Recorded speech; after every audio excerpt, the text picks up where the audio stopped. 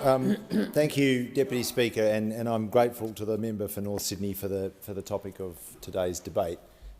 It's a really important conversation to have. It shouldn't really be a matter of debate that climate action and cost pressure relief are intimately connected, that sensible economic management and action on climate change are two sides of the same coin. The Minister before was talking about this false duality, this false dichotomy that took hold in this country and was really perpetrated by those opposite, that somehow taking action on climate change was at odds with our best economic future.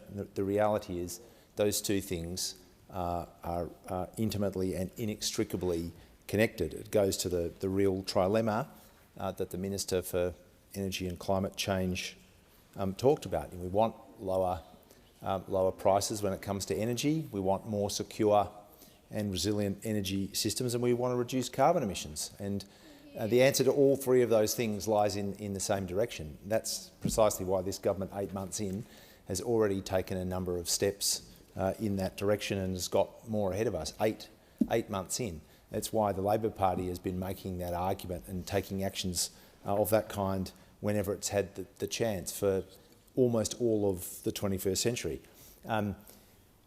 The part of the conversation which we can't have on this topic in this House is best represented by all those empty benches over there, because sadly the Liberal and National parties still are in denial about the reality of climate change and in denial about the true nature of the economic and energy system transformation that the globe is experiencing and that Australia has to be a part of.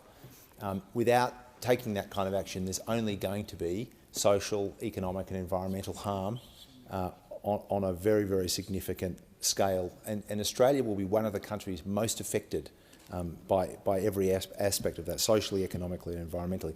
There are cost pressures in Australia right now. We all know that. It is worth thinking about who is at the sharpest end of those cost pressures. People on low and fixed incomes, typically younger people, but also pensioners, single parents, people in outer metro regions and in rural and regional Australia. And that's why, as part of what we're doing, we're providing relief and we're undertaking a broader policy and program repair. And an aspect of that is going particularly to those who are most affected. So within some of the programs we've mentioned, there's $100 million that's dedicated to ensuring that 25,000 low-income households receive access to solar energy, because that's a big issue in Australia. We've seen record penetration of home solar, but it's mostly concentrated amongst those who are fortunate enough to own their own homes. People who are renters, and particularly people in social housing, haven't had the benefit of that technology, and we need to take measures to make sure that they get to enjoy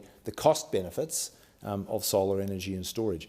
Similarly, we've put $1.9 billion into powering the regions, because we know that regional Australia needs that kind of investment, because it will be particularly affected by climate change, and because those communities are generally among the lower socioeconomic communities in Australia. So it's bizarre when you have their representatives in the National Party effectively, by their actions, seeking to condemn people in rural, regional and remote Australia to being second-class citizens when it comes to access to the cheapest and cleanest, most efficient form of energy.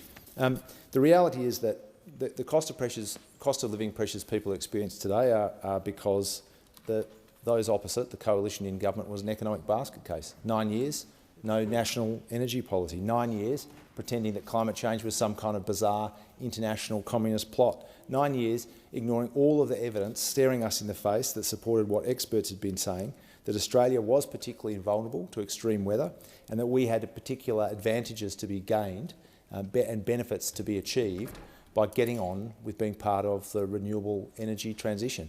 Well, that's exactly what this government is going to do. 8 months in, we've legislated an improved target. We've dedicated funds through Rewiring the Nation and Powering the Regions. We've introduced tax relief or tax reductions when it comes to electric vehicles.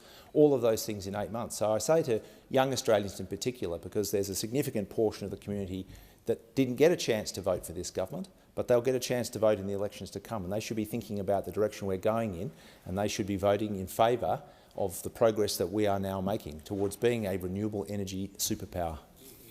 Thanks.